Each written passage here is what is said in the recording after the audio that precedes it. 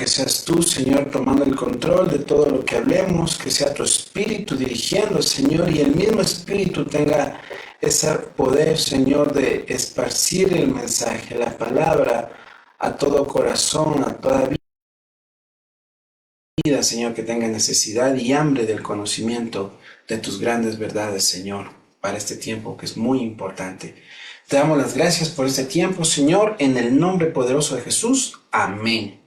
Amén, mis hermanos. Bueno, continuamos, así que les invito a que vayamos al libro de Apocalipsis, al capítulo 2, y continuamos la escritura en el versículo 8. Y mire lo que dice la palabra. Dice: el mensaje a Esmirna. Y escribe el ángel de la iglesia en Esmirna, el primero y el postrero, el que estuvo muerto y vivió, dice esto: yo conozco tus obras y tu tribulación y tu pobreza, pero tú eres rico. Y la blasfemia de los que se dicen ser judíos y no lo son, sino sinagoga de Satanás. No temas en nada lo que vas a padecer. He aquí el diablo echará a algunos de vosotros en la cárcel para que seáis probados, y tendréis tribulación por 10 días. Sé fiel hasta la muerte, y yo te daré la corona de la vida. El que tiene oído, oiga lo que el Espíritu dice a las iglesias. El que venciere no sufrirá daño en la segunda muerte. Amén. Tremendo, ¿no? Esta palabra.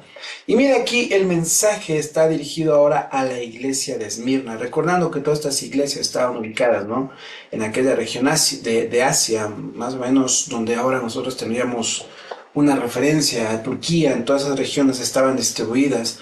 El conglomerado de estas iglesias, ¿no?, eran básicamente el trabajo que en ese entonces se había realizado por parte de los discípulos que habían esparcido el conocimiento, el mensaje. Y luego de muchos años, ¿no?, se siguió extendiendo.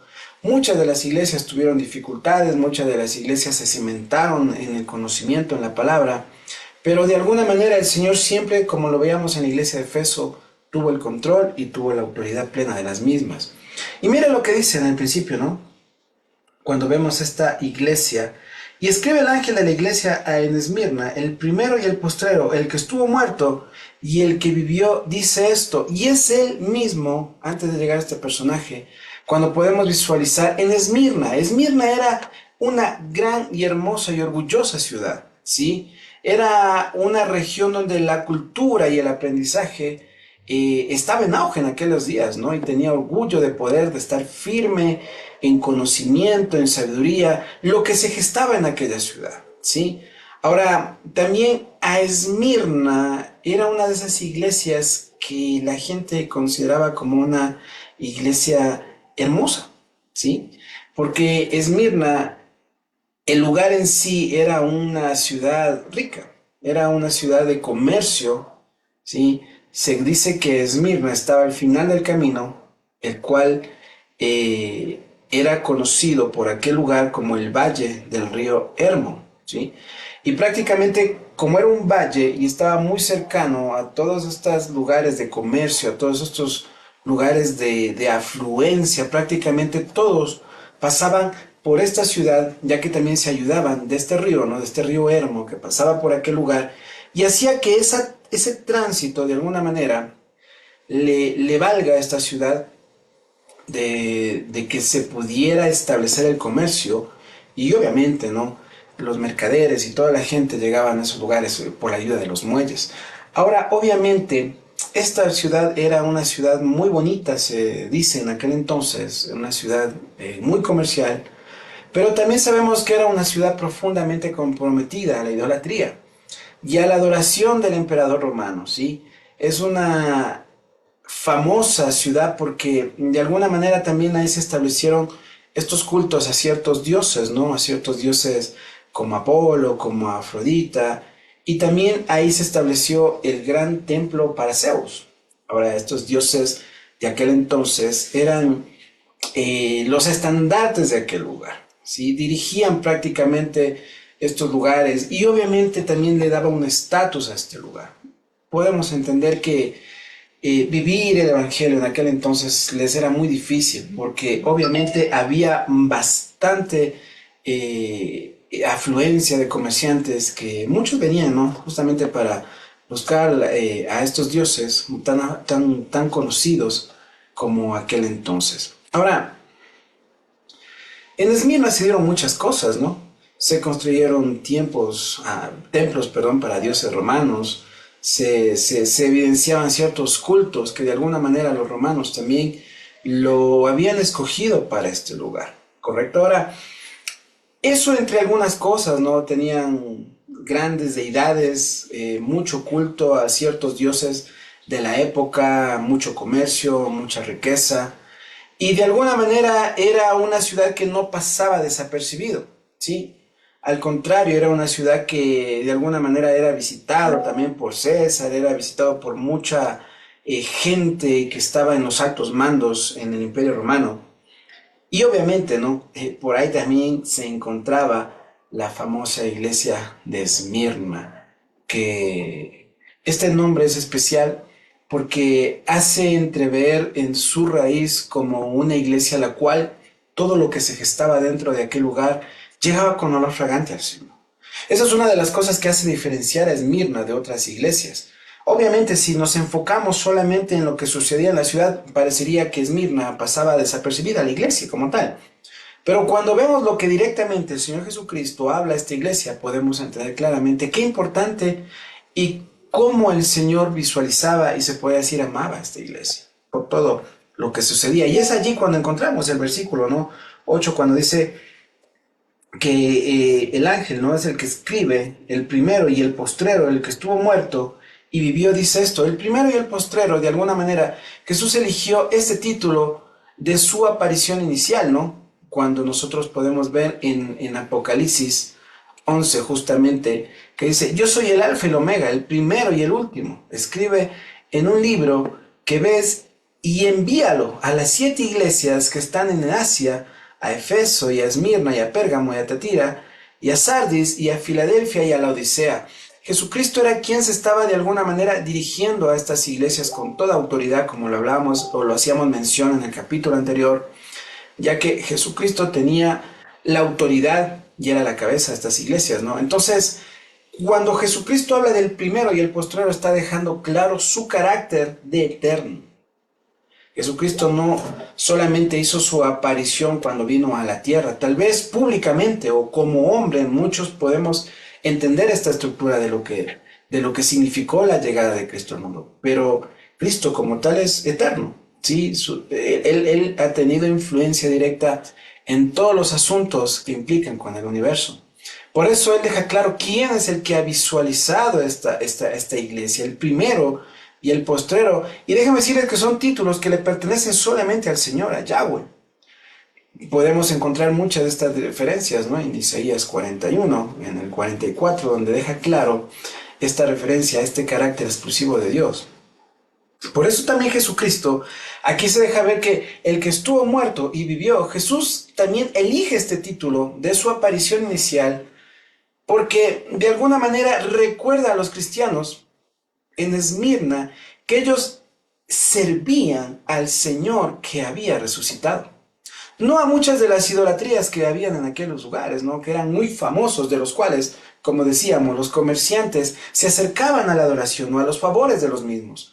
Ellos, a diferencia de lo que sucedía en el pueblo de Esmirna, tenían el privilegio de conocer y servir al Señor Jesucristo, que vino en carne, que fue a la cruz, que murió en la cruz, pero también que había resucitado. Y su resurrección era una muestra de que Él era victorioso sobre la muerte.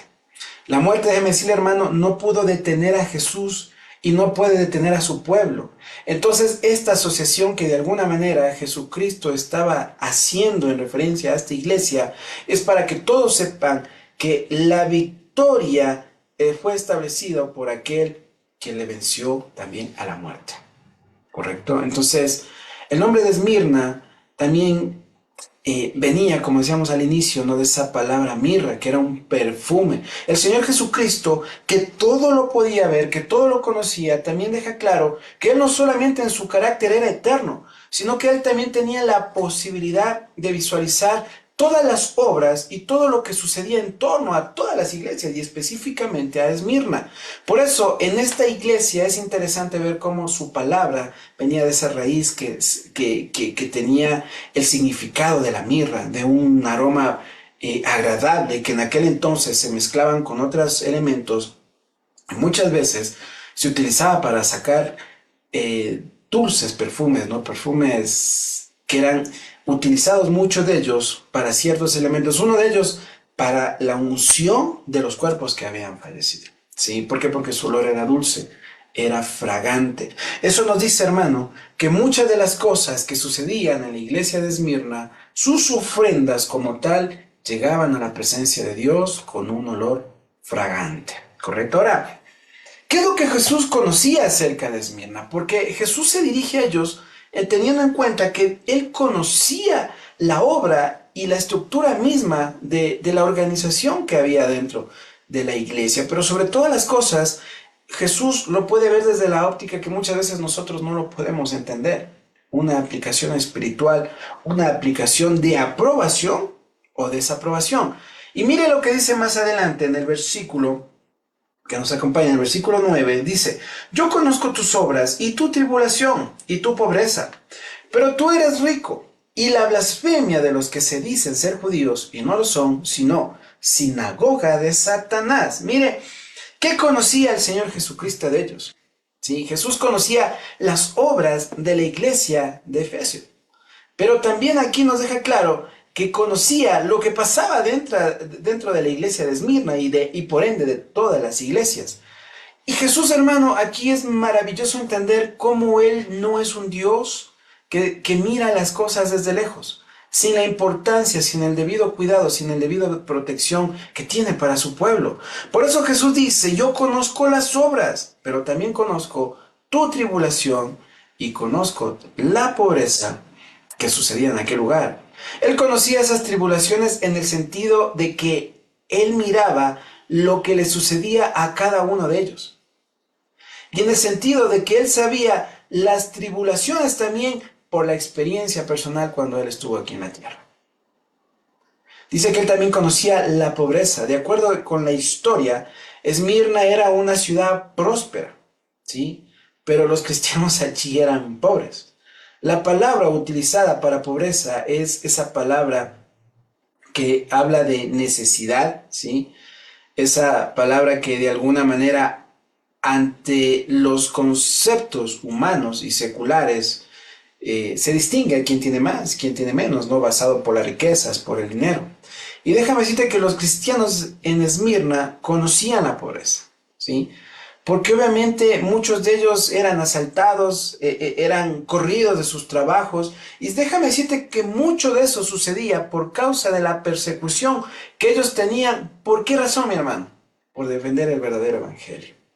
Vivían en una región donde obviamente había una serie, a un culto idolátrico en todas las magnitudes y en todas las esferas, donde de alguna manera los cristianos de Esmirna, se podría decir, no encajaban, ¿sí? Pero qué interesante ver cómo ellos, llenos de la presencia del Señor en su vida, mantenían con fe vigorosa esta conexión que les hacía tan cercanos al Señor, que se mantenían en su fundamento. Pero esto implicaba que muchos de ellos sean perseguidos. Obviamente, estos cristianos sufrieron de una manera muy grande, tal vez como muchos de nosotros no lo hemos vivido en la vida. Ellos sí lo hacían, sabiendo que de alguna manera ellos perduraban en este caminar, entendiendo que había promesas a las cuales ellos se mantenían y se aferraban.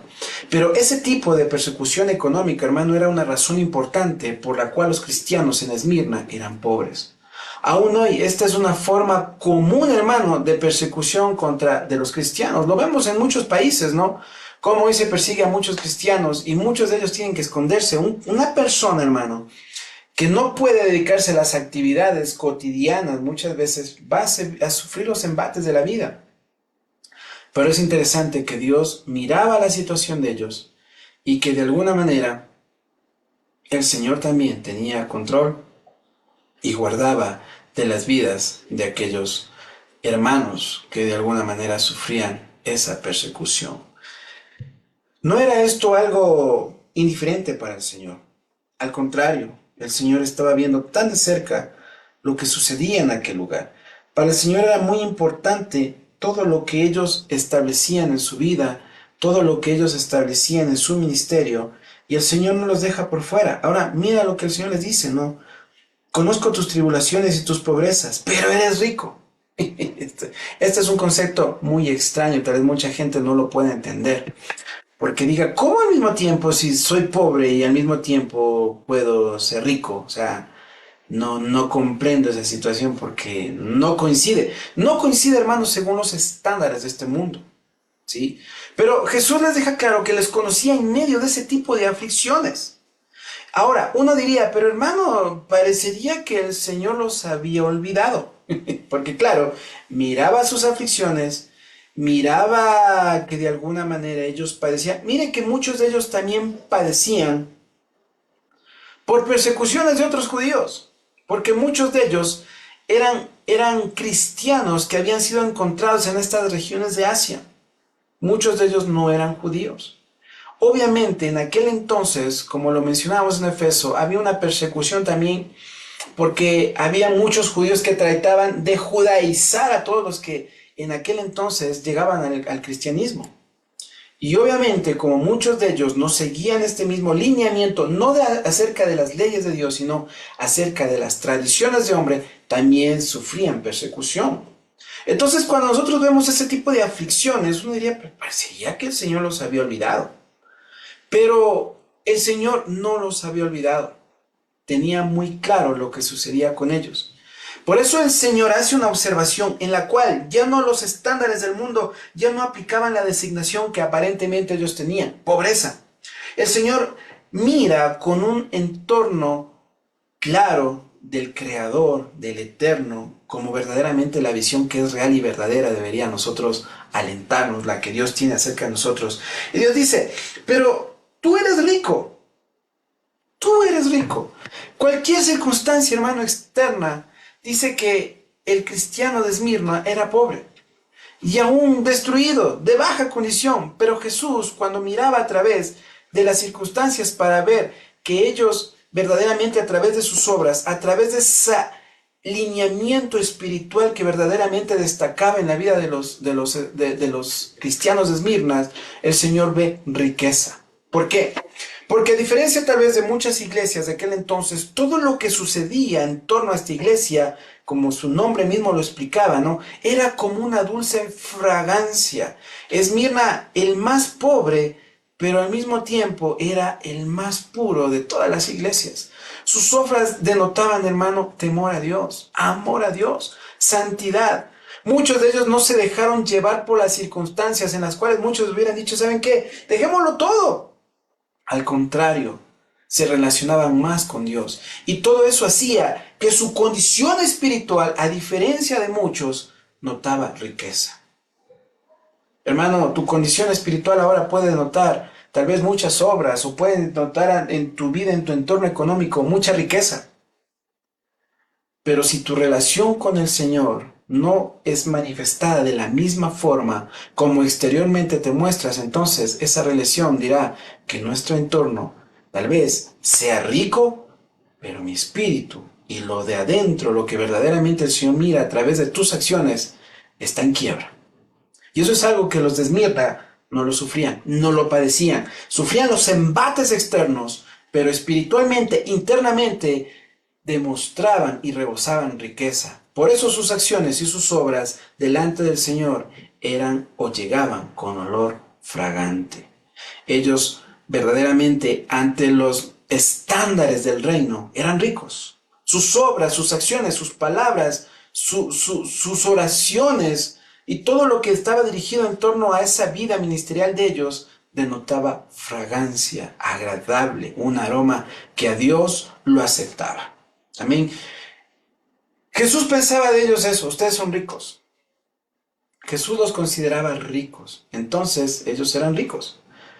Tú puedes considerarte rico, pero si a los ojos de Dios no te ves así, hermano, la verdad que nos hace entender eso es simplemente no lo eres. No puedes cambiar algo. Tal vez a los ojos de los hombres puedes parecer muchas cosas. pero a los ojos rectos y justos de Dios es que verdaderamente entenderemos quiénes somos. ¿Por qué? Porque la estimación más importante, hermano, que nosotros debe dirigirnos en este tiempo es la que Dios tenga hacia cada uno de nosotros. Déjame decirte que en contraste a los cristianos de la Odisea, ¿se acuerdan? Sí, pensaban que ellos en cambio sí eran ricos. ¿Se acuerdan cuando vimos en el 3:17? Ellos eran ricos, pero en realidad internamente eran pobres. La Odisea era una iglesia rica, hermano, pero espiritualmente era pobre. Mira el contraste, ¿no? Por eso te digo, estos elementos para el Señor son importantes. Es mejor que ser una iglesia pobre, pero rica, que una iglesia rica, pero pobre. ¿En qué sentido? En el sentido que el Señor establece el parámetro que para Él es importante. Y tu pobreza, pero eres rico. El contraste entre la pobreza material y la riqueza espiritual de los cristianos en Esmirna, hermano, nos recuerda de que no hay nada inherentemente espiritual en cuanto a ser rico. Aunque también no hay nada inherentemente espiritual, hermano, en ser pobre. Déjame decirte, hermano, que las riquezas materiales muchas veces se convierten en obstáculos para el reino de Dios. Un obstáculo el cual algunos no logran vencer. Y hay una referencia cuando nosotros podemos ver en el libro de Marcos, en el capítulo 10, 23, 25, dice: entonces Jesús, mirando alrededor, dice a sus discípulos: cuán difícilmente entrarán en el reino de Dios los que tienen riquezas. Y los discípulos que se espantaron de sus palabras, mas Jesús respondió, les volvió a decir: hijos, cuán difícil es entrar al reino de Dios a los que confían en las riquezas. Más fácil es pasar un cable por el ojo de una aguja que un rico entrara en el reino de Dios. Mira, es tremenda la observación que Jesucristo hace, ¿no? Y nos deja ver claro que muchas veces, que yo no estoy atacando a los elementos materiales de la vida, pero sí te dejo claro que muchas veces pueden estorbar. Y eso no sucedía en la iglesia de Esmirna. ¿Por qué? Porque de alguna manera su atención no estaba dirigido a las riquezas de este mundo, sino a las riquezas que verdaderamente nosotros deberíamos buscar, a esa riqueza espiritual en una verdadera relación con Dios. Muy a menudo, hermano, las riquezas materiales son adquiridas y mantenidas a expensas de verdaderas riquezas espirituales. Claro, mucha gente hoy puede hacerse rica dejando de asistir a la iglesia, dejando de servir a Dios. Mucha gente está dedicado muchas veces más a los asuntos de este mundo, sí, a los asuntos seculares que te generan una riqueza, una ganancia, ¿por qué no decirlo? Un estatus que te hace diferente a las demás personas, tratando de entrever que eso verdaderamente es bendición. Pero cuando toda esta riqueza es adquirida a expensas de tener una pobreza en tu vida espiritual, de no tener una verdadera relación con Dios, de que has dejado de escudriñar las escrituras, de que has dejado de asistir a la iglesia, de servir, hermano, déjame decirte, nada de esto no tiene interés para el Señor. Al contrario, hace que esa condición de alguien que aparentemente es rico se muestre como alguien verdaderamente pobre. Entonces Jesús había observado esto de Esmirna, y esto es lo que el Señor verdaderamente se sentía agradado. Y dice: y también conozco de aquellos que se dicen ser judíos y no lo son, y son sinagoga de Satanás. Mira, ¿qué es lo que pasaba en aquel entonces, mi querido hermano? Muchas veces sucedía que por aquellos días, sí, más o menos por los años 100, 160, 170 después de Cristo, también habían muchas sinagogas, muchas reuniones de judíos. Y uno diría, pero hermano, ¿cómo es posible que aquí diga la palabra de aquellos que son judíos y no lo son? Es como que digan, tú eres de España, naciste en España, tienes documentación española, pero no digas que tú no eres ciudadano español. O sea, ¿cómo puede ser esto? Uno se pierde en ese concepto. Pero déjame decirte, hermano, que lo que sucedía en aquel entonces es que había muchas reuniones en las sinagogas. Pero como yo les había mencionado, había también una línea, había una influencia muy fuerte en aquel entonces de muchos judíos que también veían con buenos ojos el crecimiento de cristianos, pero muchos de ellos querían llevarlo a un entorno judaizante, o sea, que muchos de ellos no se dirigieran al mensaje céntrico de Jesucristo de aquel entonces, que era la razón de los cristianos, y que muchos de ellos dirigieran su atención no a las leyes del Señor que estableció lo que nosotros hemos conocido en la Torá, sino a muchos mandamientos de hombres. Y obviamente esa era una trampa muy grande, muy fuerte. ¿Por qué? Porque muchos de ellos simplemente lo que hacían era que los que seguían a Cristo también debían seguir las enseñanzas de los judíos. Ojo, que estoy diciendo no a las leyes que Dios nos estableció en su palabra, sino a muchos mandamientos y muchas leyes que fueron creados por hombres de aquel entonces. Claro, porque en aquel entonces también había muchos judíos que, igual que los fariseos, llevaban sus propios mandamientos, sus propias tradiciones. Y obviamente cuando eso sucedía, había una confusión entre todos ellos. Y las personas que de alguna manera dejaban de visualizar este tipo de mandamientos de hombres que eran establecidos por judíos de la época, simplemente eran mal vistos y lamentablemente eran perseguidos. Y eso hacía que muchas veces los propios cristianos de la época sintieran la presión de aquel entonces y muchos de ellos no pudieran seguir verdaderamente el mensaje del Señor. Por eso, hermano, era importante que todos los cristianos de aquella época, mi querido hermano, tuvieran buenas simientes y el mensaje de Jesucristo no podía ser cambiado.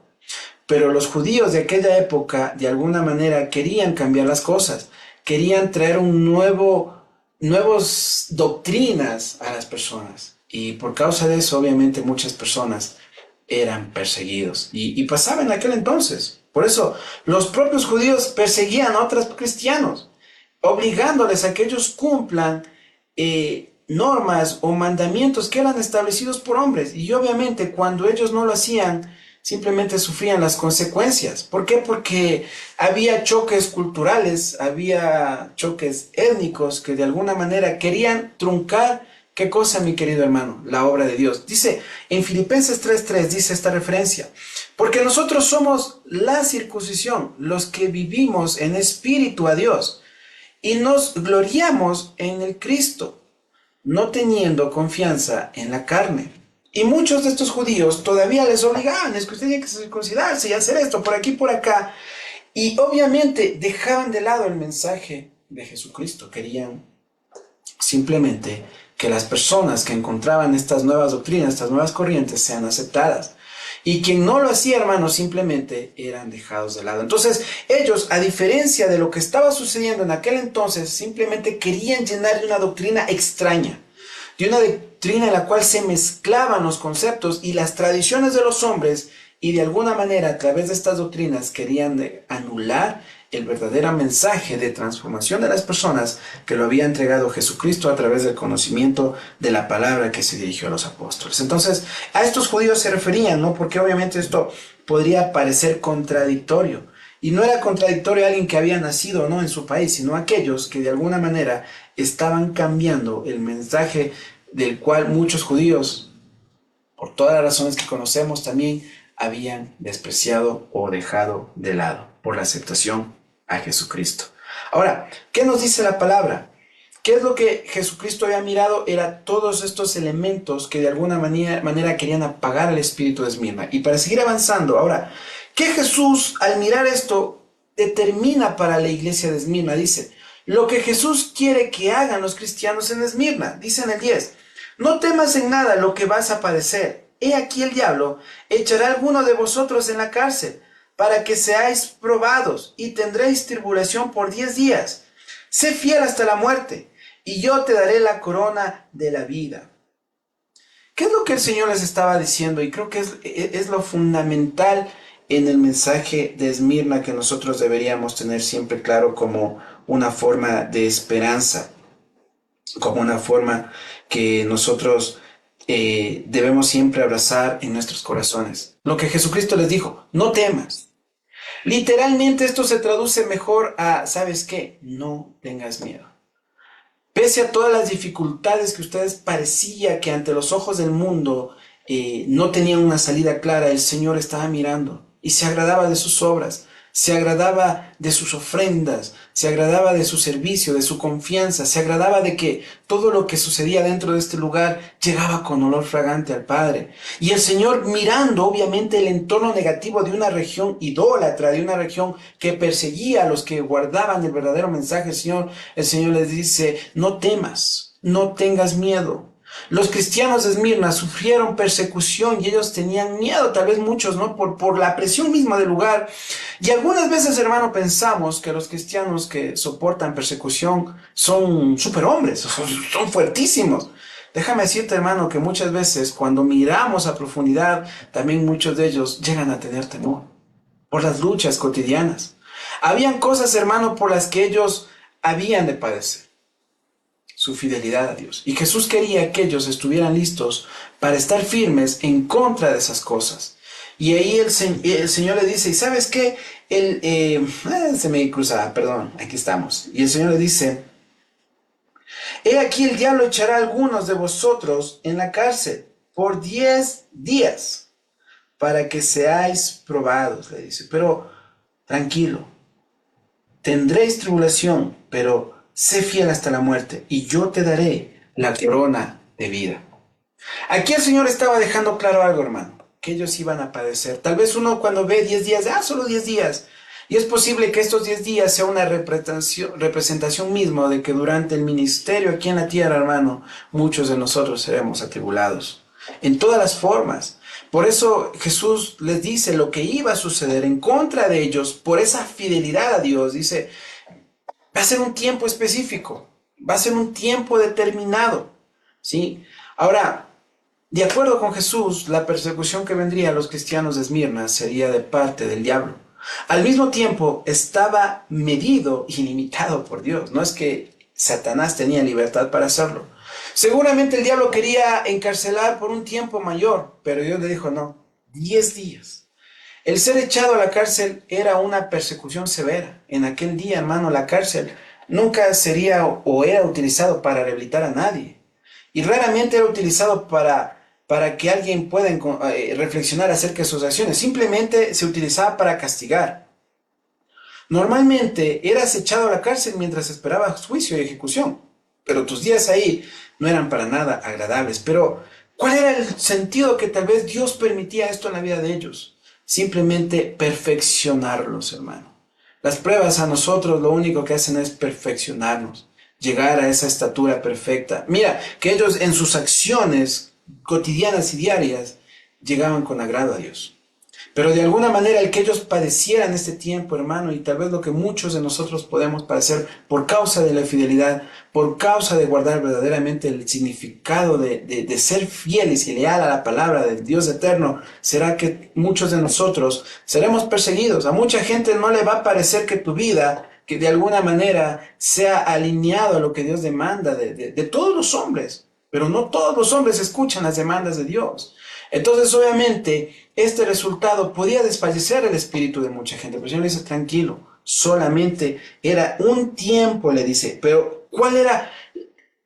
Esta prueba, hermano, de alguna manera hace que los cristianos de aquel entonces se entreguen a más confianza a Dios. ¿Por qué? Porque cuando nosotros entendemos el propósito en las aflicciones, como lo dice en Primera de Pedro o en Romanos, nosotros entendemos que ese propósito es para purificar, para hacernos como Jesús, para que nuestro carácter, nuestra vida, de alguna manera, hermano, se perfeccione. Es lo que mucha gente hoy ha olvidado. Hay mucha gente que no quiere ser tocada, que no quiere sufrir padecimiento. Pero todo esto, hermano, tiene un sentido muy exacto. Uno diría: ¿cómo por medio del sufrimiento podemos llegar a esto, hermano? Déjame decirte que por medio del sufrimiento muchas veces nosotros podemos demostrar las verdades internas de nosotros. Podemos verdaderamente extender lo que hay dentro de nuestro corazón.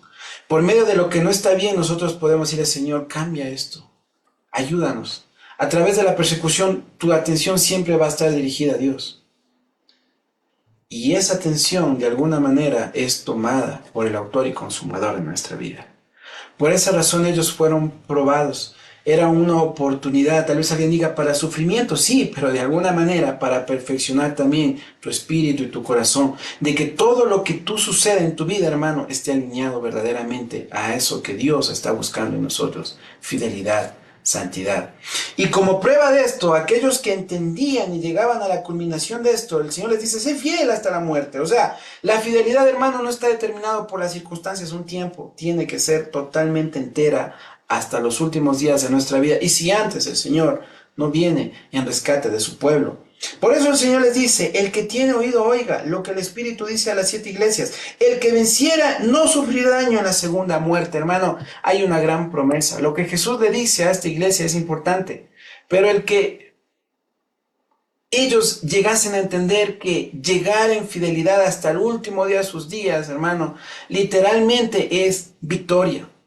Y esa victoria es promesa, y esa promesa es recompensa. Miren, uno diría, nosotros basta con llegar donde nuestro Padre y vivir con Él, pero déjame decirte que hay dos palabras diferentes para corona en el antiguo lenguaje griego, ¿no? Que describe de alguna manera como aquello que se otorga a la realeza, ¿sí? Pero también tenía una utilización en una palabra que se conoce como estéfanos, que quiere decir trofeo al atleta ganador. Jesús mira, hermano, a los cristianos les mira y les dice, ustedes son mis ganadores y se merecen un trofeo. Tal vez muchos de aquel entonces no esperaban esto, ¿sí? Pero déjame decirte que las verdaderas recompensas y coronas ya estaban dirigidas a aquellos que se iban a mantener en fidelidad. Aquellos que ante el mundo parecían pobres, parecían ignorantes, parecían personas que estaban arrimadas a una muleta, por decirlo así. Pero para ellos esa protección y esa dirección y esa confianza entera era que Dios era su Señor, era su Salvador. El Señor dejó establecido este mensaje para que muchas personas y muchas iglesias de aquel entonces sepan lo que Dios verdaderamente busca de su pueblo. ¿Hay recompensas para los que vencen? Claro que sí. ¿Promesa para los vencedores? Claro que sí, hermano. Esta promesa es para aquellos que vencen el peligro y la persecución. Quiero decirte esto, hermano, para ir terminando. Si estás padeciendo en cualquier lugar donde lo estés escuchando, hermano, no tengas miedo, confía en Dios. Porque de alguna manera, hermano, si tú llegas a vencer lo que estás padeciendo, sabiendo que no estás peleando solo, sino que tu fuerza y tu confianza está dirigida al Señor, al final de esa prueba, hermano, serás un vencedor. Y esa victoria en ti replicará que las promesas que Dios dirigió para aquellos que vencen, hermano, no sufrirán daño, no serán olvidados. El Señor dijo, no sufrirán daño en la segunda muerte. O sea, quiere decir que aquellos que no han entendido este mensaje, hermano, cuando estemos enfrentando otras etapas de la vida, allá en la eternidad, hermano, no sabemos todo lo que podemos padecer. Pero si tú quieres establecer un futuro verdadero con el Señor, una promesa en la cual todo tu caminar, hermano, no sea simplemente un pasadero de tiempo, sino una construcción de todo lo que el Señor estableció para esta iglesia, hermano, debes creer. Anímate, esfuérzate todos los días, sabiendo, hermano, que tu confianza y tu lealtad delante del Señor serán bendecidas y serán recompensadas. Ese es el mensaje que el Señor nos entrega a través de esta iglesia. Es un mensaje que te comparto y te extiendo esta tarde y que me gustaría también que nos acompañes la siguiente semana para la siguiente iglesia. Se acerca la carta a la iglesia de Pérgamo. Así que mi querido hermano, te dejo con este mensaje. Que Dios te bendiga y nos encontramos la siguiente semana. Un abrazo hasta la siguiente semana. Bendiciones, mis queridos hermanos. Amén.